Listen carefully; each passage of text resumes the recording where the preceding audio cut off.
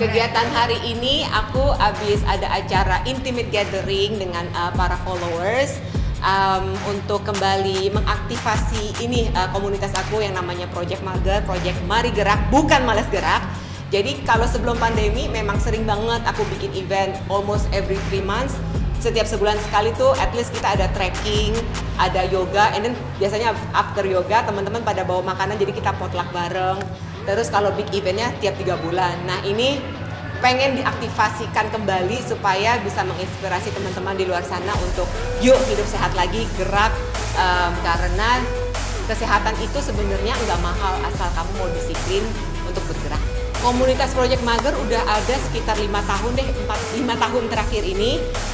Aku sama temenku sebenarnya Nadia, kita sama-sama ngadain Project Mager ini supaya jadi komunitas di mana teman-teman tuh sometimes orang-orang, oh mau nih olahraga tapi nggak ada temennya, mesti ada temennya. Oh tahu nih mau olahraga tapi nggak tahu mulai dari mana gerakan-gerakannya. Jadi di situ aku bagi-bagi tips karena kebetulan background aku di functional training specialist juga dan aku juga udah certified di Pilates and then di Strong Nation juga. Jadi aku juga, pokoknya aku pegiat olahraga, aku suka olahraga basically. Dan aku mau bagiin ke teman-teman bahwa terutama cewek-cewek ya, penting banget punya muscle mass. Jadi jangan takut untuk punya otot, karena itu yang akan melindungi kamu dari bahaya osteoporosis.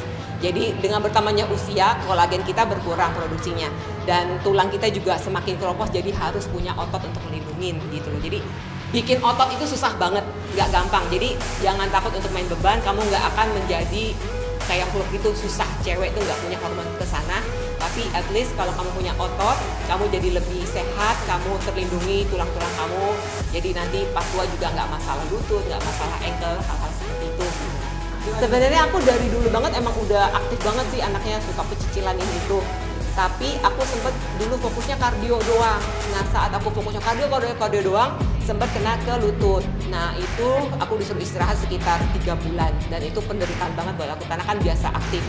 Sambil aku istirahat, sambil aku belajar mempelajari kenapa nih, aku kan olahraga pengen sehat bukan pengen cedera. Akhirnya aku belajar pentingnya punya massa otot, dan dari situ aku mulai belajar pakai beban, latihan ke gym, pakai PT. Jadi setiap PT ajarin apa, aku serap tuh ilmunya, aku tanya ini, itu aku catat semuanya. Sampai akhirnya aku dalemin sendiri. Terus aku merasa perbedaannya buat tubuh aku, karena aku ngerasain banget dulu zaman aku cuman kardio doang, yes. Aku kurus, tapi kurusnya ada istilahnya namanya skinny fat. Itu nggak kenceng, jadi kurus tapi masih kayak flabby gitu. Dan kalau udah main beban, kamu akan kelihatan lebih tone, lebih kencang gitu. Dan untuk kamu untuk naik turun berat badannya tuh lebih susah dibanding yang cuman kardio doang. Gampang banget naik turun berat badan. Aku ambil certified-nya di 2018 deh. 2018 setelah aku, kan waktu itu sempat ikut kontes gitu ya untuk di salah satu fitness industry gitu, and then I won, aku menang di strength kategori. Lawan aku 2 cowok, aku cewek, dan aku menang. Wah itu aku pikir wah sesuatu banget nih, dan aku pengen menginspirasi cewek-cewek gitu loh. 3 bulan aku nggak boleh kardio, nggak boleh latihan kayak gitu, bolehnya cuma berenang. Dan ya berenang bagus sih, bagus banget itu untuk kardiovaskular, bagus banget. Cuman aku tipenya tuh pengen yang lebih gesit, lebih lebih hard pumping gitu loh. Body goal datang dengan sendirinya sih. Iya, karena aku inget zaman kardio itu aku kurus, tapi kurusnya nggak sehat kelihatannya, kayak skinny fat gitu. Dan aku pingin nggak kayak gitu loh. Jadi aku cari tahu gimana nih caranya. Nggak ada. Itu tadi ada Ibu Rini, kayaknya udah di 60 something dia. Jadi nggak ada batas usia sih. Karena aku selalu kalau kasih latihan pun ada regressnya, ada yang advance-nya. Jadi ikutin aja ke listen to your body, kira-kira nih yang cocok di kamu di level mana gitu. Jadi kalau misalnya ini berat buat aku, ada regress option-nya kok. Mengisi waktu iya, dan menyalurkan hobi juga iya, membagikan ilmu dan passion aku juga iya. Kalau misalnya event-event gini sih lebih karena aku pingin ketemu sama teman-teman aja sih, menginspirasi mereka. Tapi kalau mata pencarian aku memang coaching one on one. Kenapa one on one? Karena aku tipenya mungkin agak-agak perfeksionis.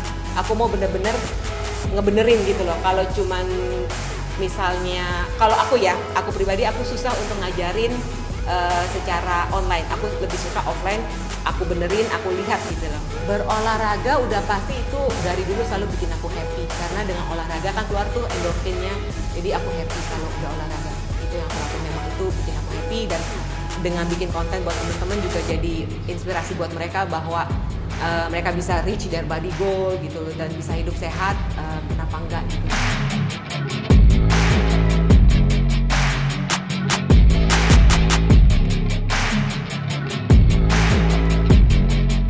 Keputusan kemarin intinya ya semuanya sudah terjadi sesuai apa yang aku udah doakan selama ini, bahwa ya udah saatnya kita berpisah, dan udah berpisah, dan hubungan aku dengan anak-anak tetap baik. Setiap hari Minggu kita pasti makan malam bareng. And then kalau pas aku nggak lagi ada kerjaan, aku ketemu anak-anak di gym. Mereka selalu nge-gymnya sore karena kan pulang sekolah sekitar jam 5 gitu. Jadi kita ketemu di gym.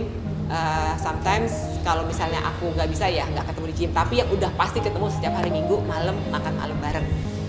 Itu sebenarnya kan karena si lawyer aku bilang, Mbak Inge ini bisa nih kita ajuin hal ini. Aku sebenarnya sebelumnya nggak tahu akan itu.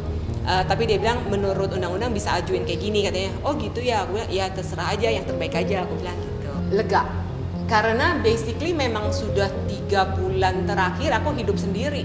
Sudah 3 bulan terakhir aku bener-bener berdiri di kaki diri aku sendiri, semua bayar sendiri, apartemen, beli mobil, cicil mobil segala gitu. Jadi udah terbiasa sebenarnya. Cuman jadi kemarin yang tanggal 12 itu legal aja, papernya aja gitu, udah legal gitu. Tapi aku sendiri udah terbiasa dengan banyak bekerja. Kalau kata Mel, pejuang cuan halal.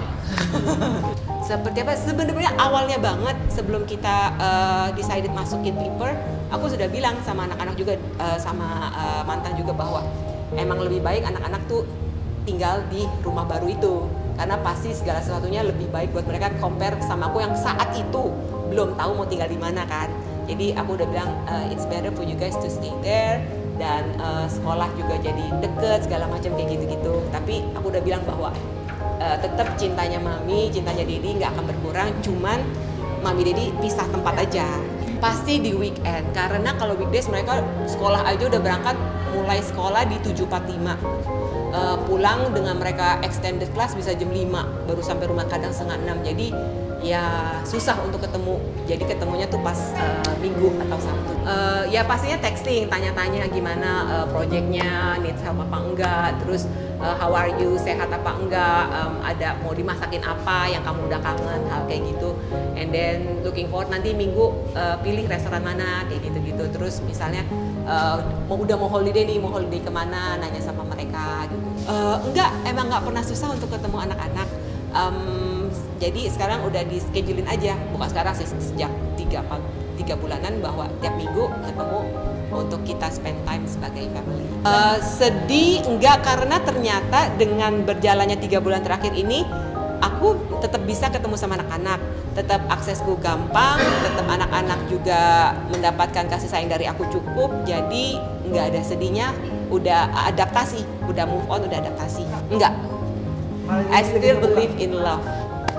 Nggak tahu ya, mungkin emang dalamnya sangat suka hal-hal yang sweet, hal-hal yang romantis kayak gitu-gitu. Jadi aku mungkin saat ini aku nggak pikir itu, aku lebih saat ini karir, cari uang yang banyak, pingin ajak jalan anak-anak.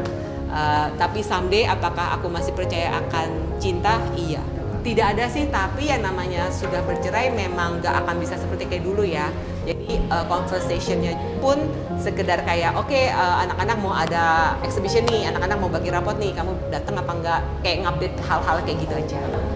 Mantan mertua kalau sama papanya emang belum kontak-kontak lagi. Kalau mamanya kemarin sempat datang, aku sempat bilang pas dia datang, jangan lupa ya pakai masker karena Indo lagi polusi banget gitu, supaya aman pakai aja masker. Cara aku membagi orang diri sendiri, mencari pekerjaan sebanyak-banyaknya, dibantu sama tim aku, Networks, terus berteman dengan teman-teman yang positif, teman-teman yang baik, yang bisa kasih support, bukan hanya kayak basa-basi doang, tapi sometimes kamu bisa tahu teman mana nih yang benar-benar peduli sama kamu. Itu yang circle aku. Terima kasih teman-teman.